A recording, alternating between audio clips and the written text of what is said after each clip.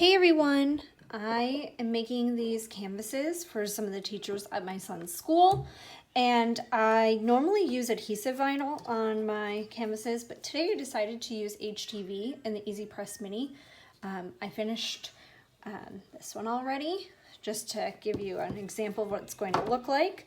And I decided to use HTV in the EasyPress Mini because I thought it would make this project a little bit easier, and I was right. So I'm going to do a faster video. It's a time lapse to show you guys how to do it and make it a little bit easier. But I wanted to discuss a few things with you guys first. I already painted these with this Americana chalkboard paint from Michaels. I'll link all of the products in the description of my video for you guys. I got the canvases from Michaels. They are 10 inches wide by 20 inches tall. I am going to be using the We Are Memory Keepers laser square. It has two pieces. That's also from Michaels. I'll link it for you guys. It's a little pricey, so find a good coupon if you're going to get it. I'm going to use Teflon. I am using the Teflon because if you can notice on this one here, I'll pull it up a little bit. You can see how some of the paint was coming off. When I was using the press directly on it, it was kind of affecting the paint. So it wasn't affecting my iron-on, but it was affecting the paint. So I grabbed just a little sheet of Teflon since I'm working in small areas. And at the end, I put a big piece of Teflon over everything and just went over it for good measure. So I'm going to go ahead and start with the time lapse. Now what I did, since I'm doing a couple of these, I put them side by side, and I'm going to use my laser here. Let me show you, turn it on. You can see the laser to make sure that everything is cohesive and lined up. So I'm going to keep the laser on the one I already made to line it up to match the one that I'm making now.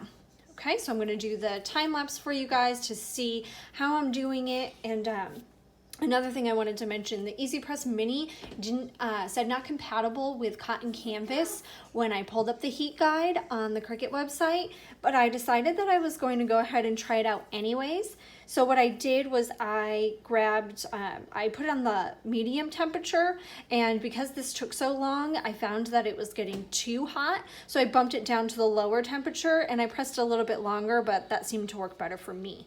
Now, because I'm doing a big project, what I'm going to do is take all of my carrier sheets, all of my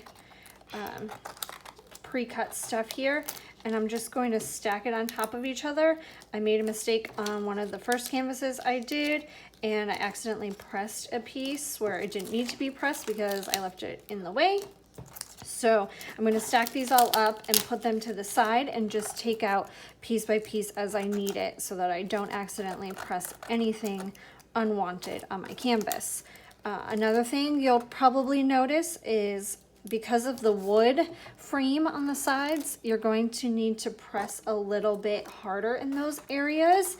You only need light pressure when using the mini press, but on the mini press you have this fine point tip here, and that works awesome to do those edges there. So you're gonna notice me pressing harder and carefully peeling the carrier sheet back and forth because I am checking to make sure that it's adhered correctly. I don't want any wrinkling. So just a few things to look out for.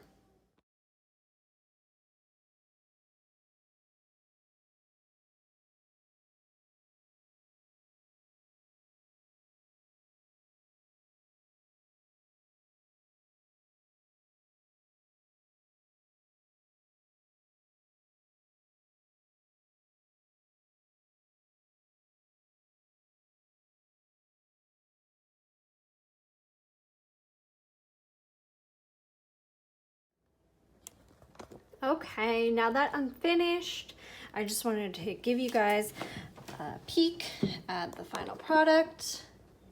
You can see it here. One thing I wanted to mention that I forgot to mention at the beginning, I know that Cricut recommends when using the mini press that you use the heat resistant tape to hold your items down or your stuff down. I didn't use it only because I'm working on a flat surface here, so I didn't think I was going to need it, and I was okay without it.